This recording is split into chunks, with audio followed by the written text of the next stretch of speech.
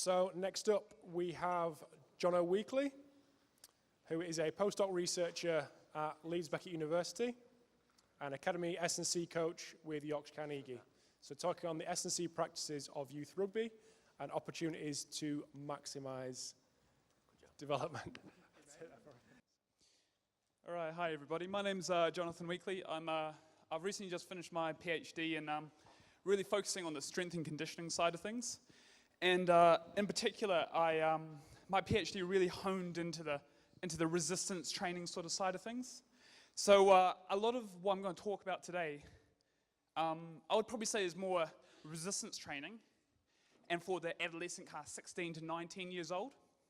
And so, coming from me, I'm from New Zealand, and first thing I'm going to say is we've got some Ngāti Porou boys, so we've got some of the All Blacks up there, and I'm going to bring out some facts.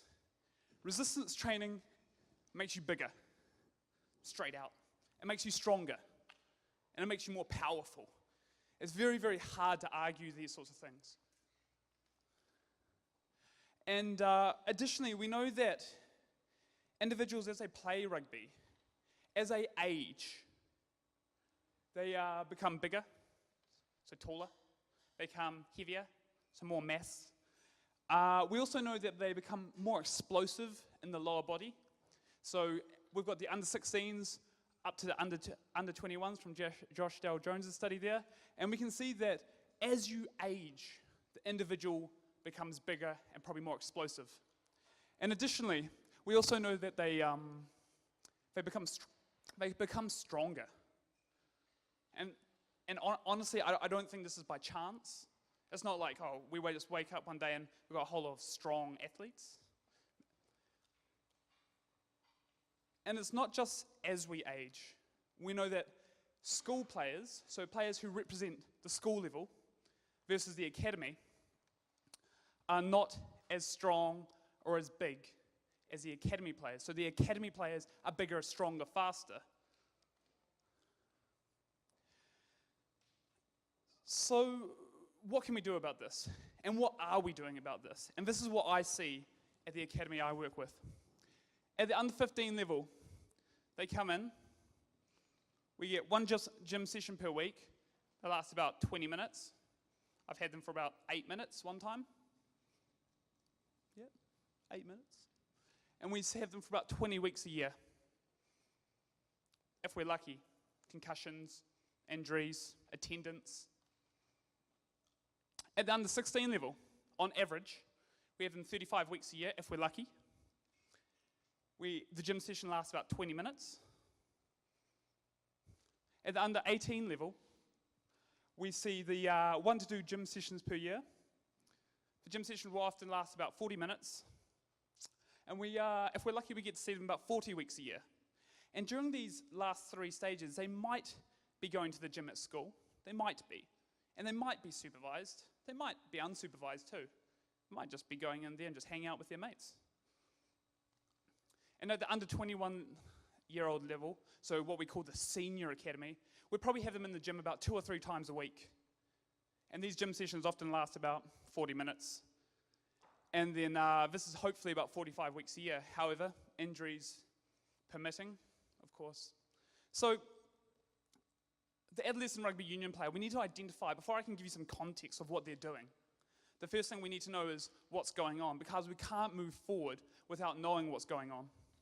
And we know, first of all, that the gym frequency is, here we go.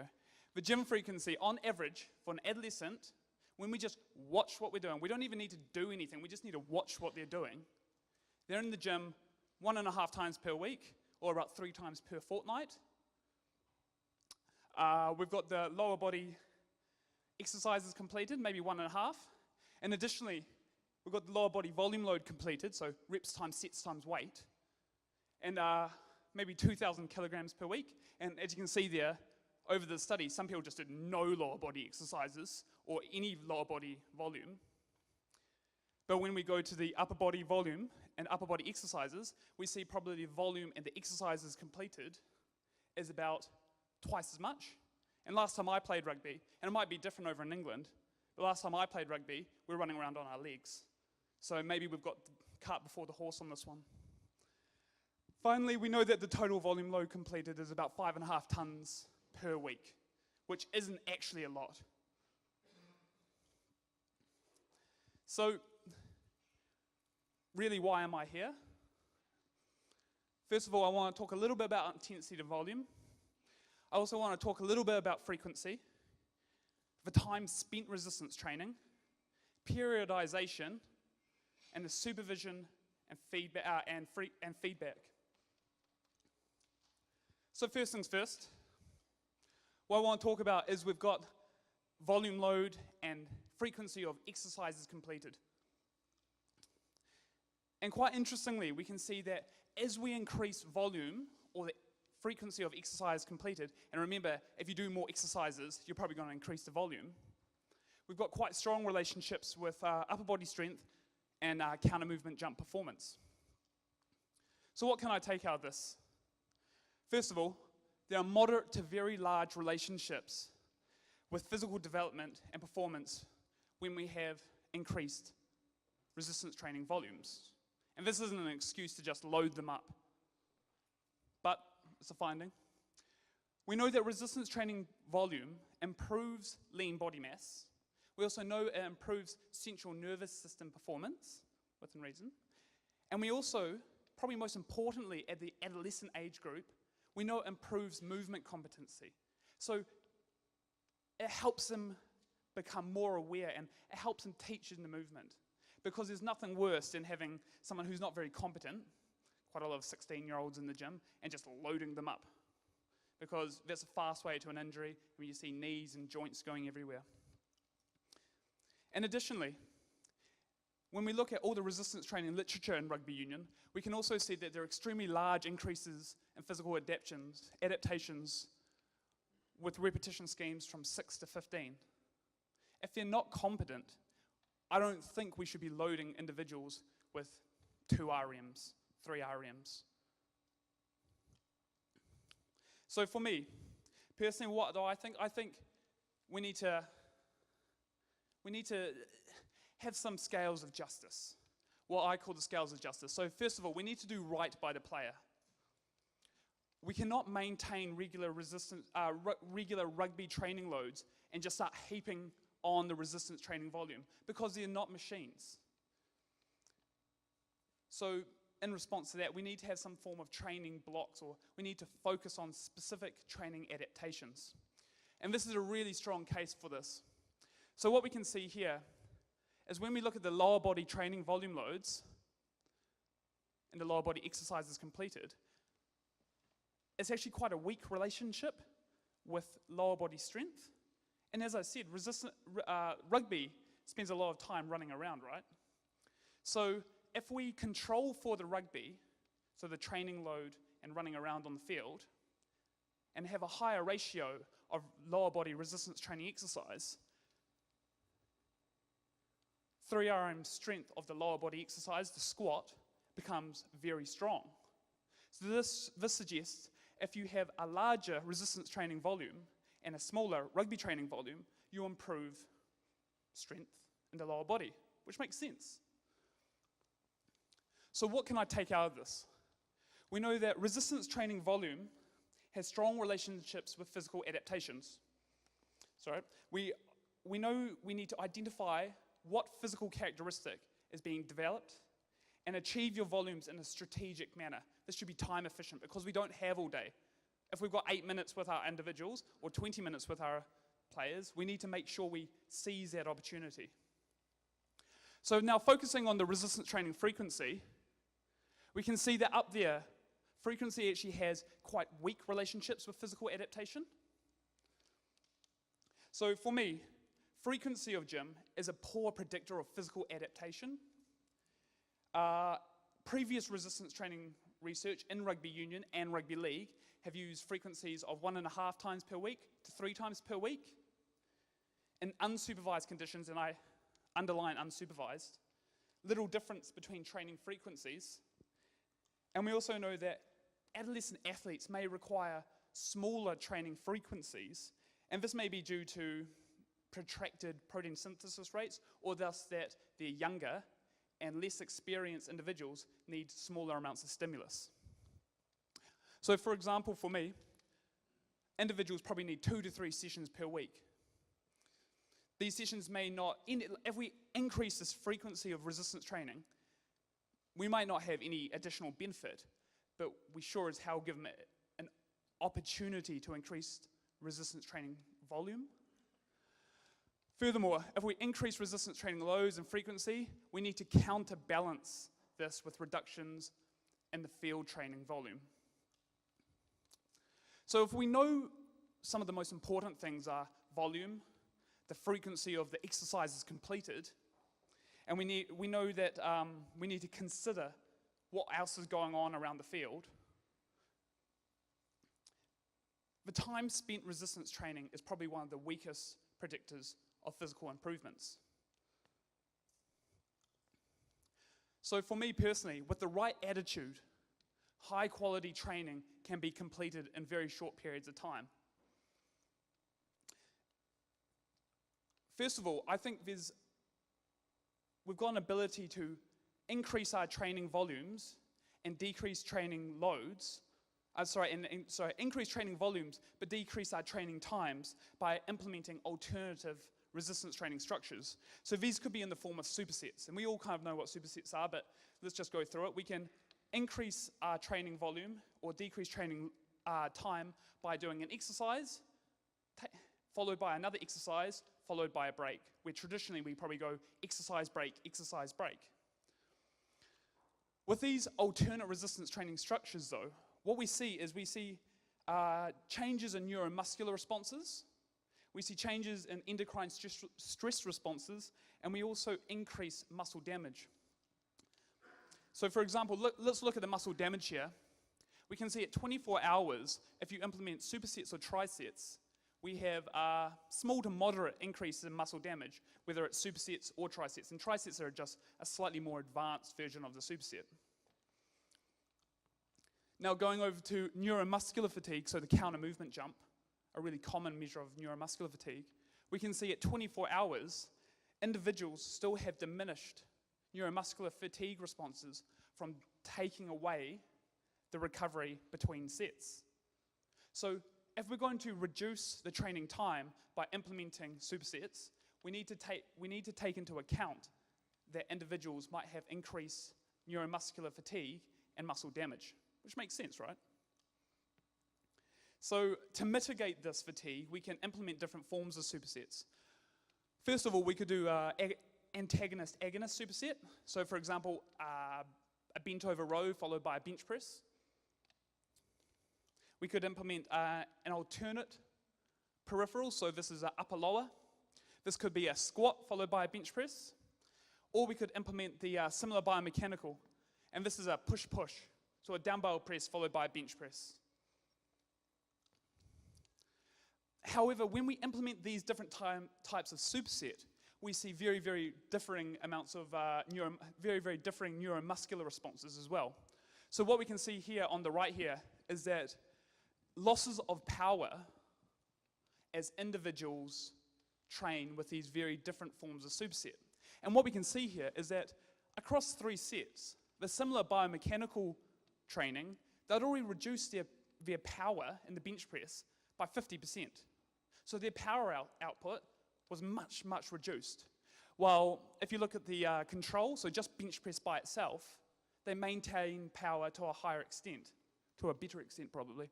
But the agonist-antagonist, that's probably pretty similar.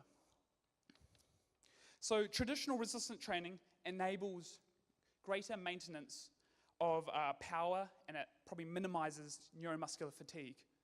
Additionally, we know that the pull-push appears to minimize losses in power across an exercise.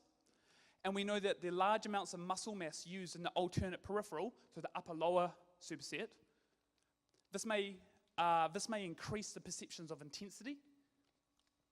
So if I was going to sum up supersets, we know that antagonist-agonist supersets, so the push-pull, are relatively easy to implement. We also know that they assist in the maintenance of power and velocity.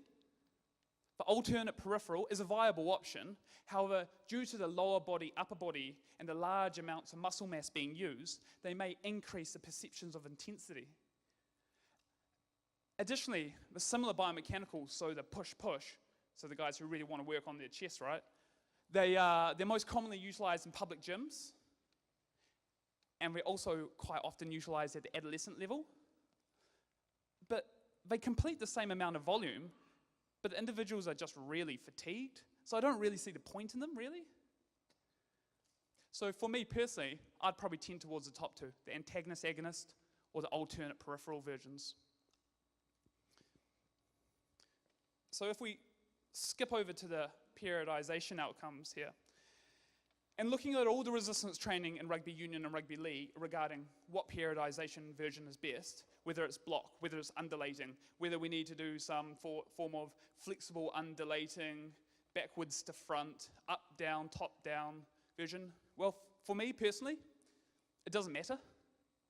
We kind of need to stop arguing about what periodization system works and realize that there are similar improvements in lower body strength, upper body strength, lean body mass, and sprint performance. And that's why we're in the gym, to improve our performance.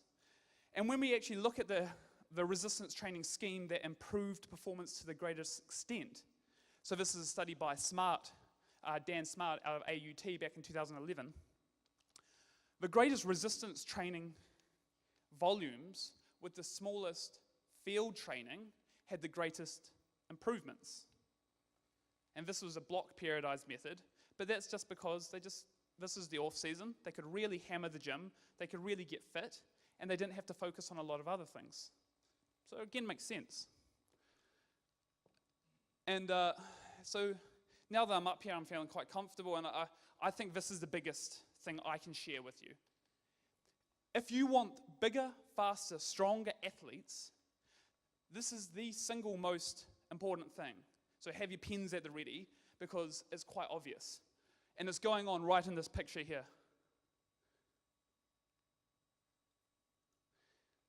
And it's not me, it's just a picture of me. It's that the presence of a qualified and motivating coach is by far, in my opinion, the single most important aspect or variable for physical development in the adolescent rugby player. And you don't have to believe me, but you do have to believe the literature. And what we can see here is, going back into Dan Smart's, and we're going to jump into some rugby league literature as well, is that when adolescents are provided supervision versus adolescents who have no supervision, but the same training program,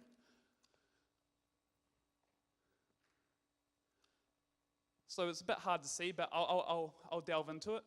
The supervised group in the bench press, they had a 20 kilogram improvement when supervised versus 5 kilograms when they're unsupervised.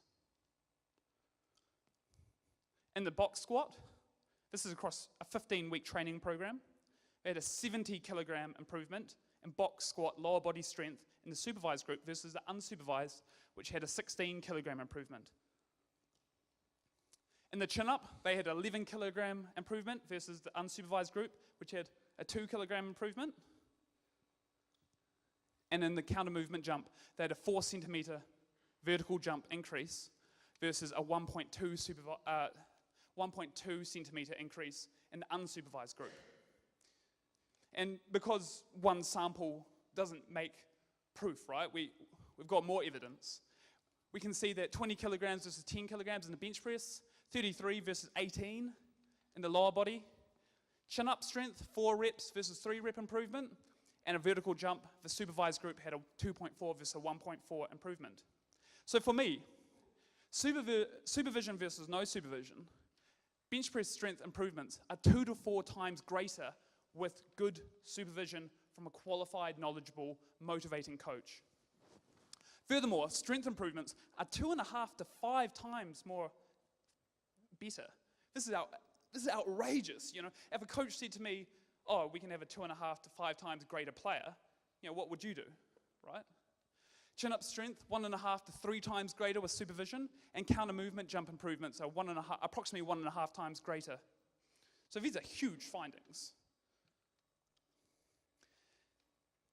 But Jono, what if we don't have the ability to supervise individuals? What if we just give them the training program and say, away you go, mate. All the best. See you in 12 weeks' time. See you in a quarter of a year.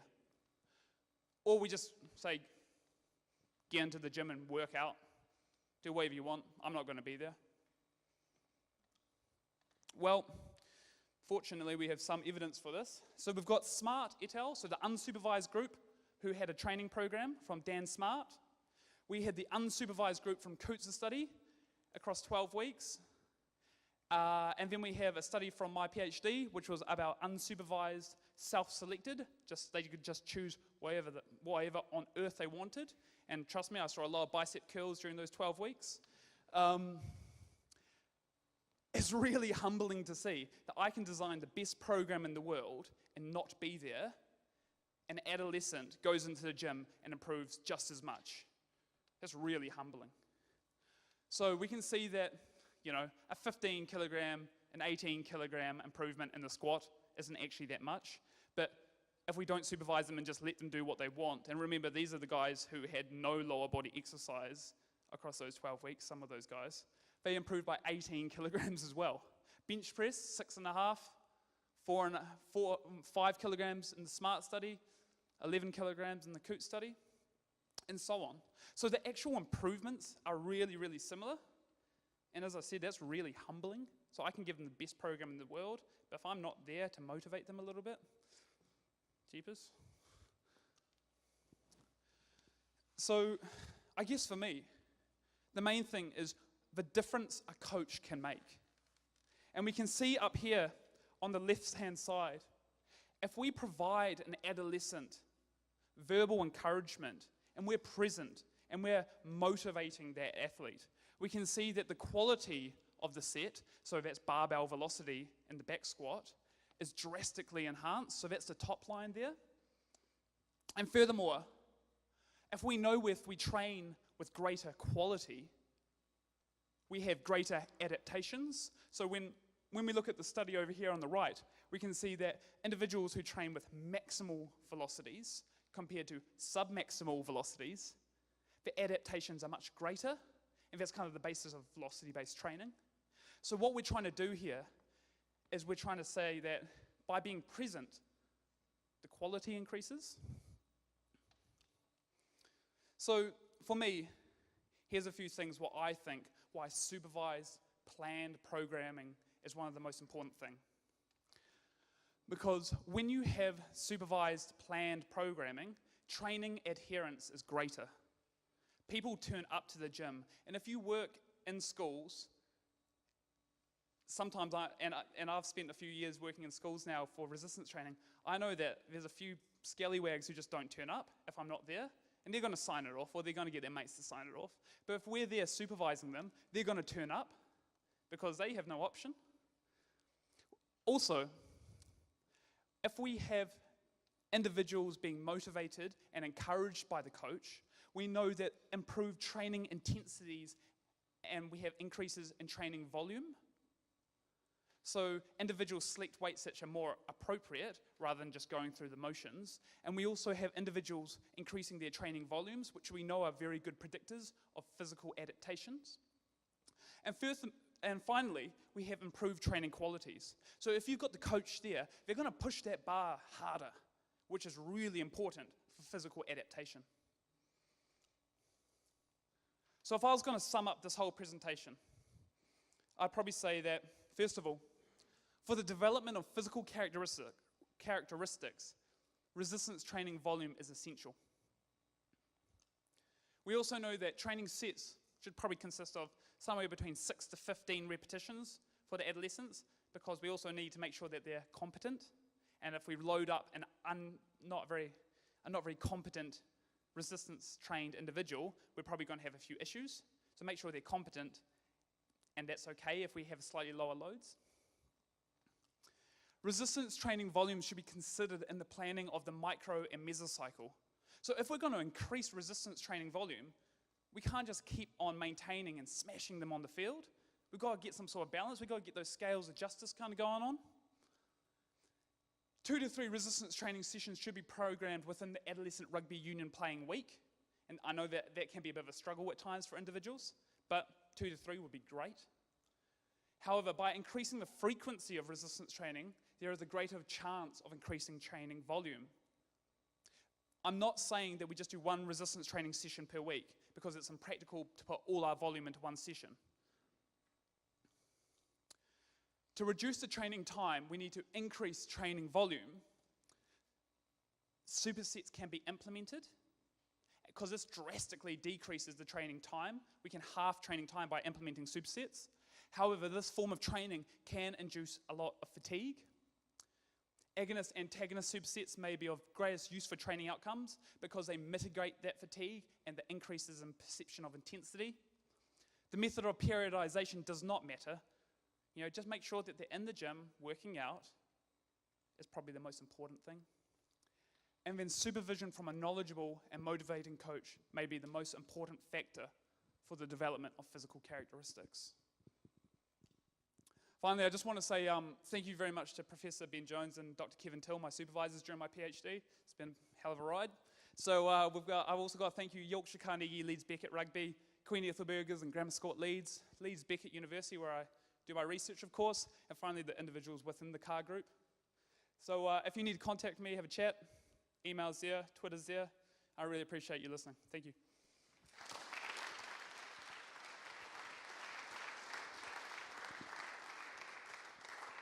Thanks, mate.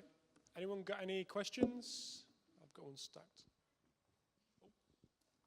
Cheers, Jono. Awesome stuff, mate. You mentioned that your presence as a coach is extremely important in their performance. Yeah. Have you considered the pedagogical strategies you employ as a coach? Yeah, definitely. So, and interrupt if I misunderstood the question. So, the ways that we can enhance their performance. So, whether showing them. So we've recently done some work with Leeds Beckett where we verbally encourage the individuals. We know that we can show them data regarding the barbell velocity, which is great, or we can just tell them it. And we know that it doesn't really matter what form of feedback we give them. It doesn't matter. If we provide some form of feedback, any form of feedback really, they improve. This is particularly enhanced in individuals with low conscientiousness. So individuals who identify as a low conscientious individual, and there's evidence, we've got a study about to go into review on this, we have greater responses when they're verbally encouraged. So that's a really good finding. If someone just hands in pockets turns up and they've got increased feedback, they're going to try harder when they're verbally encouraged. And those are the people we really need to hone in on, whether that's with barbell velocities or verbal encouragement. Cheers, mate.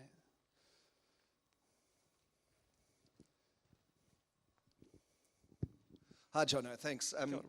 Really good message there. I suppose I'm going to ask the half-pregnant question. So if supervision is better than unsupervised, what do you think kind of outcomes you could get resource-wise if you've got maybe one supervised session a week and 2 unsupervised but programmed, that sort of thing?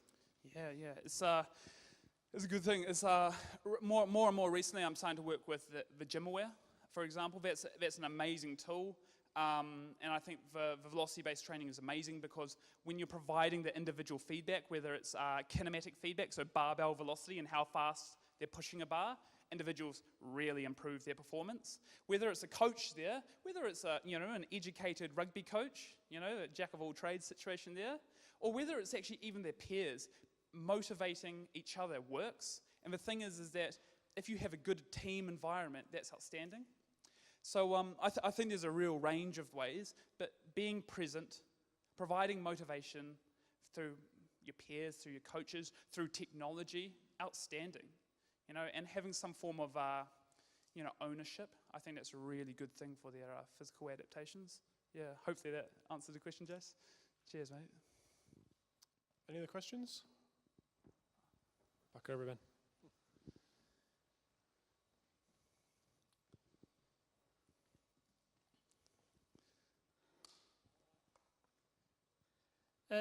In regards to motivation, what would you say the key aspects are of motivation to achieve optimal performance of an athlete?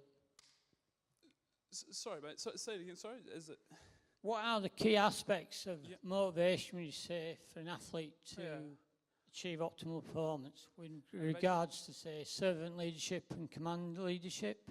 Yeah, mate, and this, mate, I'll be honest, I'm a meathead through and through. I just love resistance training, eh? And you're probably going into the psychology side of things a little bit there, which I'm ashamedly saying that I'm trying to get into a little bit. But I'd probably say that individuals with low conscientiousness really, really adapt to good to motivation from individuals. We know that a team environment, so individuals, whether it's I'm working out and Rob's providing me feedback to motivate me, whether it's the coach. We know that competitiveness is a huge thing. We know that if we provide feedback, some individuals like being provided so no one else can see, and some individuals like so that everyone can see, you know? So the thing is, if I'm not very good on exercise, I'd probably prefer just me to see. So I think in reality, there's a whole lot of psychological factors, physiological factors, but I think if you've got low conscientiousness, it's really good. If you are a hard worker and you want to see those numbers, great. It's also that team environment and having the coach present, But we're still kind of trying to untangle that question a little bit. Any more? Cool. Thank you very much, Jono. Cheers, Rob. Thank you.